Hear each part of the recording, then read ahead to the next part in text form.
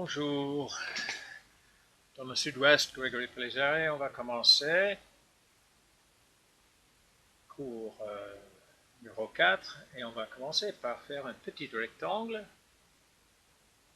et dans ce rectangle on va diviser en deux, comme vous voyez, deux rectangles. Et maintenant, qu'est-ce qu'on va faire? On va commencer par faire le profil d'une personne. Vraiment au pif, juste une sorte de petit profil avec une seule ligne, le nez, les lèvres, la bouche, un petit sourire. Faites le vôtre comme vous voulez et continuez jusqu'au montant. Oh, on dépasse notre cadre, on va élargir le cadre, pas de problème. Et voilà le profil. Alors, pourquoi faire ce profil? C'est parce que je voudrais que vous faites quelque chose, que vous faites comme s'il voit dans le miroir. Vous voyez cette ligne-là.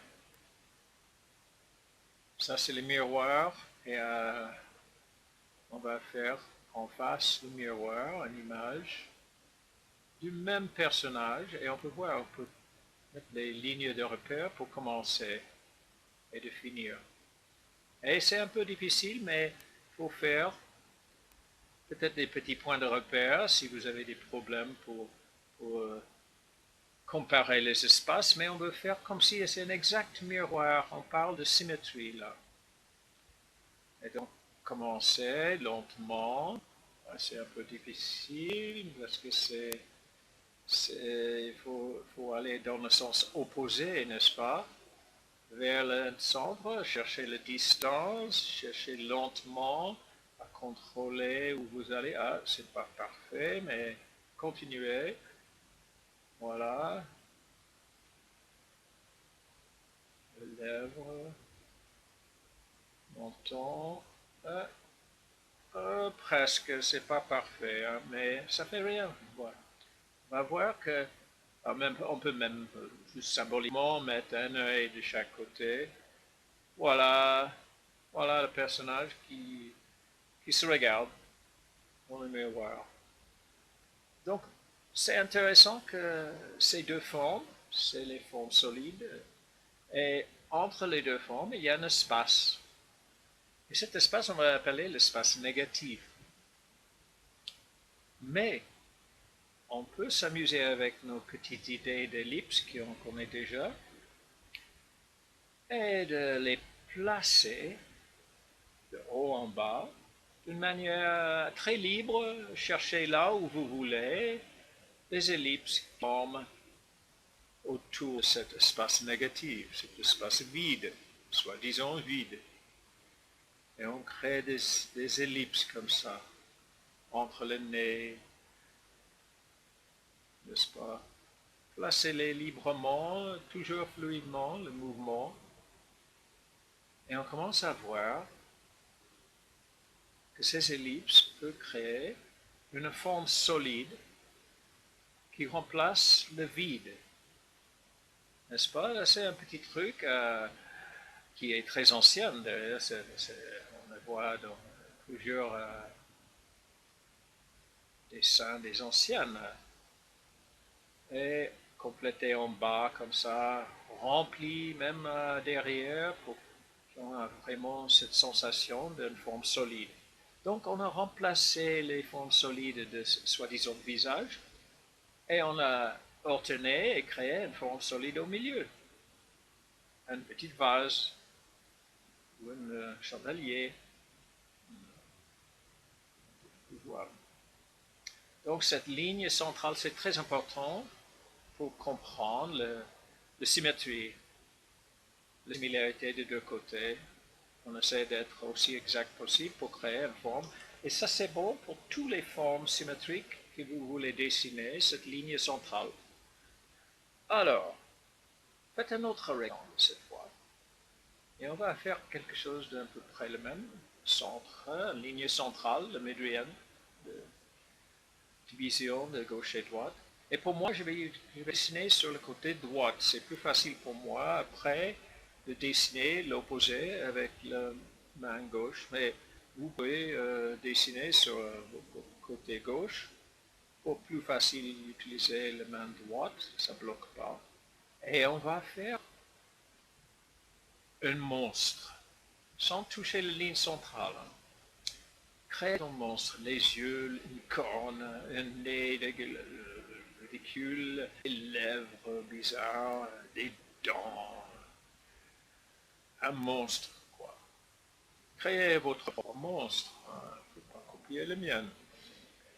Et on peut même mettre un œil, pourquoi pas, juste pour entrer dans le jeu un peu. Et évidemment, qu'est-ce que je vais vous demander de faire?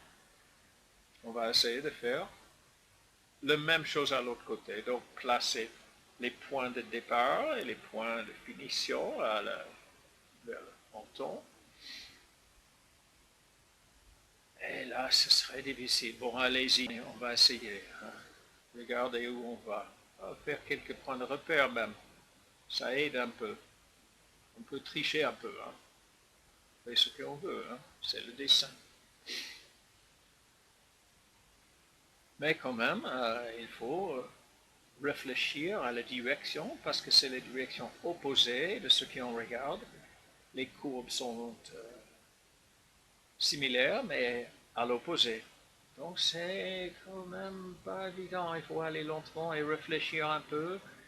Et c'est un peu apprivoiser les yeux et notre cerveau à voir l'opposé.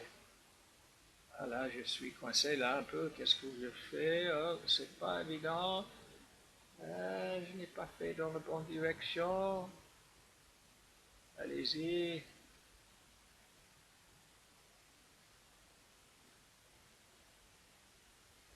Hmm.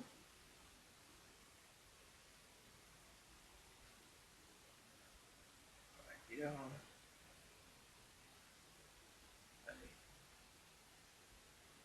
Pour mesurer un peu, il faut prendre le temps de vraiment mettre un peu les choses en ordre. C'est pas exact, hein? Mais bon, avec autant de petits visages que vous voulez faire, vous pouvez faire autant de formes assez intéressantes, assez baroques quand même. Même mettre l'œil en place, juste pour le fun.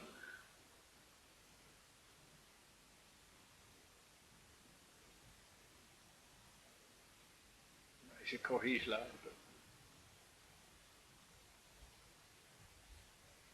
C'est pas terrible. Mais ça va marcher. On ne cherche pas à faire un chef-d'œuvre, on cherche à faire un peu de solfège, un peu de apprivoiser nos coordinations, ce qu'on voit et ce qu'on croit, c'est le même. Et là, on peut commencer à faire la même chose qu'on a fait avec les visages en haut, et de créer des ellipses et de contourner l'espace vide entre les deux visages pour construire une forme solide dans le vide avec des ellipses. C'est toujours fluide. Faites le mouvement. Ah là, je suis tout en bas. Et on finit d'avoir une sorte de vase ou chandelier baroque. Et on peut même tirer des lignes qui représentent l'ombre sur un côté avec le même geste, le même mouvement elliptique et faire des petits dégradés un peu plus poignés que les miennes. Et voilà. Donc, le but de ça, c'est de commencer à être conscient de cette histoire de symétrie. Et voilà, on a presque un long bougeoir. C'est intéressant. Ça peut être appliqué à plein de choses parce que dans la nature même, il y a une sorte de symétrie qui est pas toujours très simple et d'avoir cette approche à une sorte de solfège pour le cerveau et la main et de pouvoir traduire ceux qui en voient, ceux qui ont une forme graphique. Et il faut faire plusieurs comme ça, il faut faire autant que vous voulez pour pouvoir vraiment entrer dans le jeu. Et là, je remplis un peu ce qui est les visages. Maintenant, c'est l'arrière-plan, espace. Maintenant, c'est un espace. Et on a renversé le rôle de l'espace négatif et positif. Voilà. Et le prochain cours, on va continuer.